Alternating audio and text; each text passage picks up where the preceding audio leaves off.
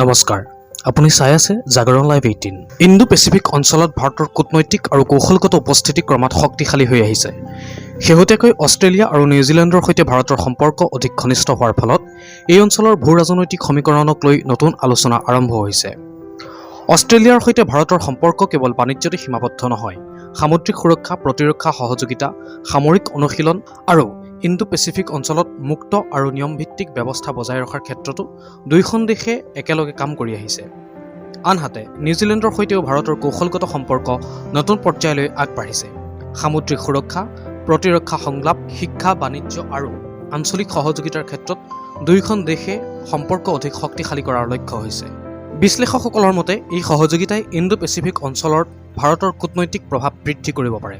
ফলস্বৰূপে এই অঞ্চলত চীনৰ প্ৰভাৱৰ সন্মুখত ভাৰতে অধিক শক্তিশালী অংশীদাৰিত্ব গঢ়ি তুলিবলৈ সক্ষম হ'ব। পাকিস্তানৰ ক্ষেত্ৰতো ভাৰতৰ ক্ৰমবৰ্ধমান আন্তঃৰাষ্ট্ৰীয় অংশীদাৰিত্বে কূটনৈতিকভাৱে ভাৰতৰ স্থিতি অধিক মজবুত কৰিব পাৰে। অৱশ্যে এই কথাটো মনত ৰখা প্ৰয়োজন যে চীন আৰু পাকিস্তান উভয়ে নিজ নিজ কূটনৈতিক আৰু কৌশলগত সম্পৰ্কক অব্যাহত ৰাখিছে।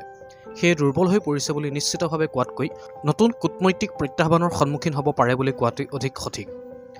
বিশেষজ্ঞসকলৰ মতে বৰ্তমান বিশ্ব ৰাজনীতিত কোনো এখন দেশৰ শক্তি কেৱল সামৰিক ক্ষমতাৰে নিৰ্ধাৰিত নহয়। শক্তিশালী মিত্ৰতা, বাণিজ্য, প্ৰযুক্তি, কূটনীতি আৰু আঞ্চলিক সহযোগিতাই এখন দেশৰ প্ৰভাৱ নিৰ্ধাৰণত গুৰুত্বপূৰ্ণ ভূমিকা পালন কৰে।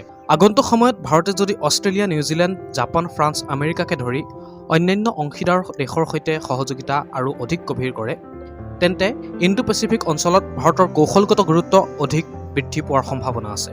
এই উন্নয়নসমূহে আঞ্চলিক শক্তিৰ ভাৰসাম্যত কি ধৰণৰ প্ৰভাৱ পেলায় সেয়া কেইটামান মাহত অধিক স্পষ্ট হৈ পৰিব।